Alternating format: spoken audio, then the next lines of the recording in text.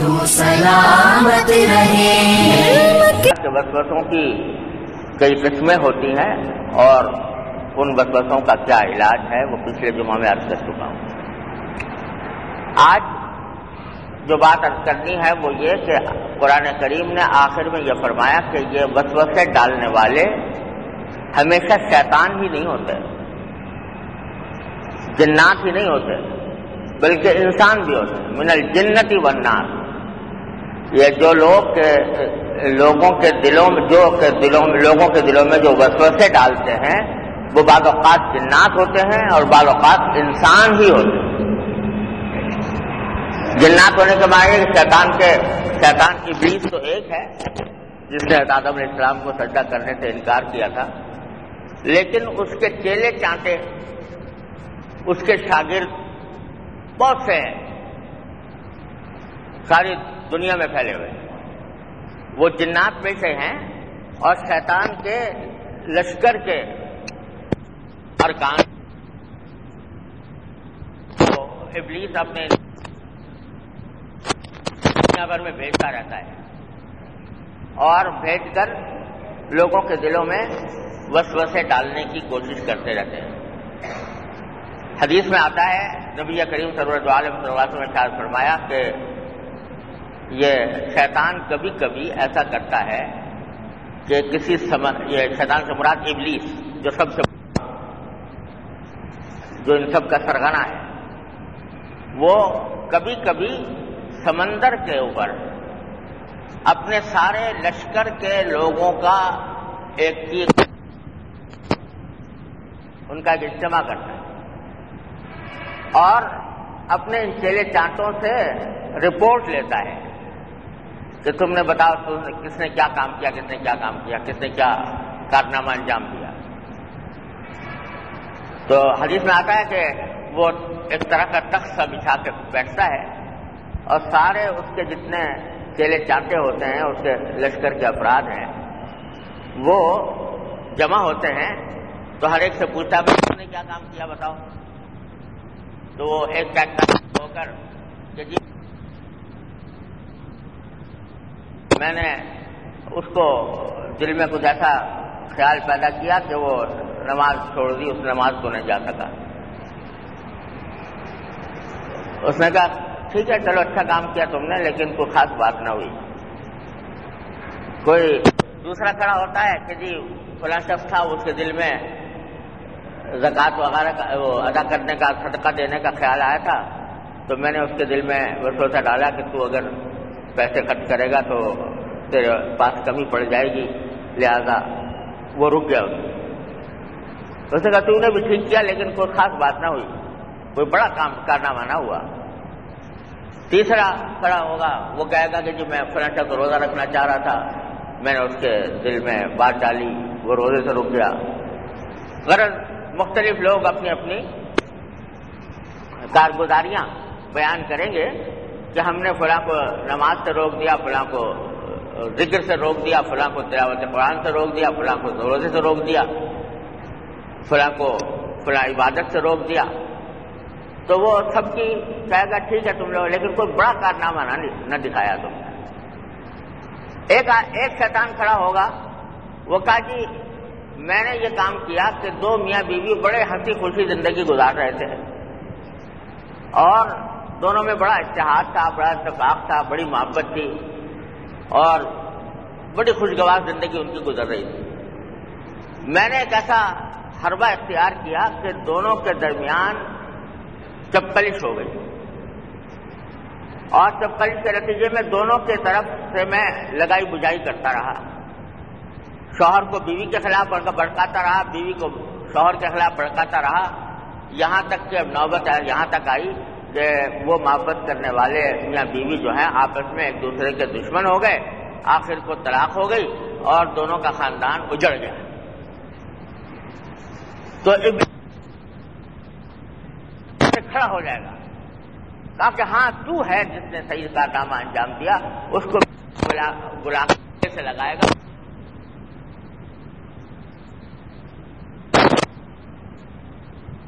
یہ حدیث ہے نبی کریم صلی اللہ علیہ وسلم کی مشکات شریف میں موجود ہے۔ تو یہ بتلانا اس میں نبی کریم صلی اللہ علیہ وسلم کو یہ مقصود ہے کہ ان میں سب سے خطرناک جو شیطان ہے وہ ہے جو دو مسلمانوں، محبت کرنے والے مسلمانوں کے درمیان عداوت کا بیج ڈال دے، خلاف اس کو دشمن بنا دے، یہ مقصود ہے۔ لیکن اس حدیث سے یہ بات بھی معلوم ہوئی کہ شیطان ابلیس ایک اکیلا نہیں ہے، وہ تو ایک ہی ہے جس نے آدم علیہ السلام کو سجدہ کیا تھا، لیکن اس کے متبعین اور اس کے پیروکار اور اس کے شاگرد اور چیلے بہت سارے ہیں جو دنیا میں پھیلے ہوئے۔ اور قرآن کریم میں بھی جب وہ شیطان یہ کہہ رہا تھا، ابلیس کہہ رہا تھا کہ میں انسانوں کو بہکاؤں گا، تو قرآن نے بھی کہا تھا کہ اچھا تو تیرا جو طے کر لے، اجلب علیہم بخیلک ورجلک، تو اپنے سارے لشکر کو لے آ اور میرے بندوں کو بہکانے کی کوشش کر لے، جو بندے مجھ سے تعلق رکھنے والے ہوں گے اس پر تیرا کوئی زور نہیں چلے گا، یہ قرآن کریم میں ہے۔ تو یہ جو فرمایا یہاں پر کہ وہ وسوسے ڈالتے ہیں لوگوں کے دلوں میں، تو اس لیے جو شیطان کے چیلے چاہتے ہیں وہ ڈالتے ہیں۔ اس کے بارے میں قرآن کریم میں خود فرما دیا کہ گھبرانے کی بات نہیں، کیونکہ ہیں تو شیطان یہ اور ابلیس کے چیلے چاہتے ہیں، ساری دنیا میں پھیلے ہوئے ہیں، دلوں میں اور حدیث میں آتا ہے کہ شیطان جو ہے انسان کے جسم میں اس طرح سرایت کر جاتا ہے جیسے کہ رگوں میں خون سرایت کرتا ہے۔ تو ایک مرتبہ نبی کریم صلی اللہ علیہ وسلم تشریف لے جا رہے تھے، اعتکاف میں بیٹھے ہوئے تھے، تو وہاں حضرت ام المومنین حضرت صفیہ رضی اللہ تعالی عنہ اعتکاف میں رسول کریم صلی اللہ علیہ وسلم سے ملنے کے لیے آئیں۔ کچھ دیر رہی حضور اقدس صلی اللہ علیہ وسلم کے پاس، پھر واپس جانے لگی۔ تو جب واپس جانے لگی تو حضور اقدس صلی اللہ علیہ وسلم ان کو پہنچانے کے لیے مسجد کے دروازے تک آئے، پہنچانے کے لیے۔ جب وہاں پہنچے تو رات کا اندھیرا تھا، حضور کے ساتھ ایک خاتون تھی اور وہ ظاہر پردے میں ہوں گی، پردے میں تھی، تو اس واسطے قریب سے کوئی دو صحابی گزرے، تو آپ نے ان صحابہ سے خطاب کر کے فرمایا کہ دیکھو بھائی یہ میرے ساتھ جو خاتون ہیں یہ صفیہ ہیں، میری اہلیہ صفیہ ہیں۔ تو وہ صحابہ جو ہیں بڑے حیران ہوئے کہ یا رسول اللہ آپ کو یہ کہنے کی ضرورت کیا تھی کہ صفیہ ہیں؟ تو آپ نے فرمایا میں نے اس لیے کہا کہ شیطان انسان کے جسم میں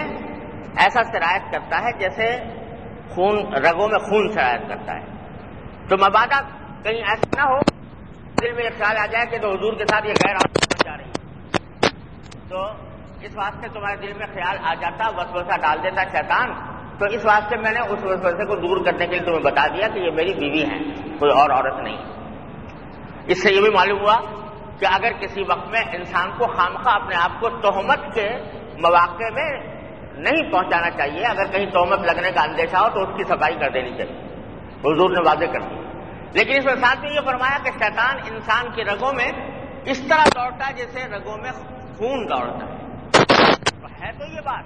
لیکن ساتھ ہی قرآن کریم نے یہ فرمایا کہ باوجود اس کے کہ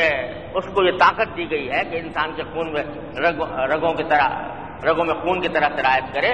لیکن ان کید الشیطان کان ضعیفا، اس کے باوجود قرآن کہتا ہے کہ شیطان کے جتنے حربے ہیں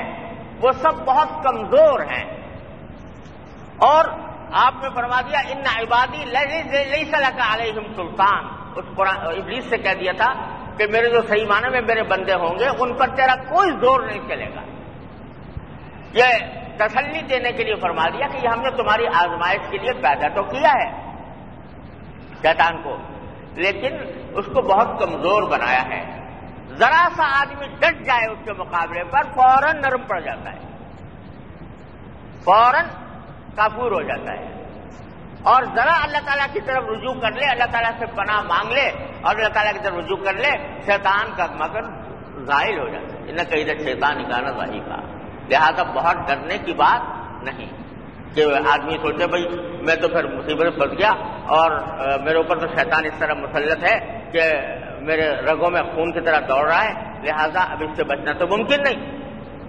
ایسا نہیں ہے۔ قرآن کریم میں صاف صاف کہہ دیا کہ اس کا مکر بہت کمزور ہے۔ ہاں، طاقت اس کو حاصل ہوتی ہے اس شخص کے لیے کہ جو اس شیطان کے مکر سے بچنا ہی نہ چاہتا ہو، وہ خود شیطان کے آگے آگے ہو گیا اور اس سے بچنے کی کوئی کوشش نہیں کر رہا، تو پھر بے شک اس کے اوپر وہ قابو پا لیتا ہے۔ دیکھو، مخلوق میں بہت ساری مخلوقات ایسی ہوتی ہیں کہ جو ویسے بڑے شور شرابہ دکھاتی ہیں، بڑی فونفاں کرتی ہیں، بڑا جوش و خروش دکھاتی ہیں، لیکن ذرا آدمی کو ڈٹ جائے فوراً بیٹھ جاتی ہے۔ یہ عام طور سے جو ذلیل قسم کی مخلوقات ہوتی ہیں وہ ایسی ہوتی ہیں، تو شیطان بھی انہی میں سے۔ اگر آپ اس سے ڈر گئے اور آپ نے اس شیطان کے آگے ہتھیار ڈال دیے اور یہ کہا کہ بھائی جیسے تو کہے گا ویسے ہی کروں گا، تو وہ حاوی ہو جائے گا اور ساری زندگی خراب کرے گا۔ لیکن اگر کوئی آدمی اس کے آگے ڈٹ جائے کہ میں تیرا کہنا نہیں مانوں گا اور ساتھ میں اللہ تبارک و تعالیٰ کی پناہ میں آ جائے، قل اعوذ برب الناس ملک الناس الہ الناس من شر الوسواس الخناس الذی یوسوس فی صدور الناس من الجنۃ والناس، یہ پڑھ کے اللہ تعالیٰ کی پناہ لے لے تو اللہ تبارک و تعالیٰ اپنی رحمت سے اس کو بچا لیتے ہیں۔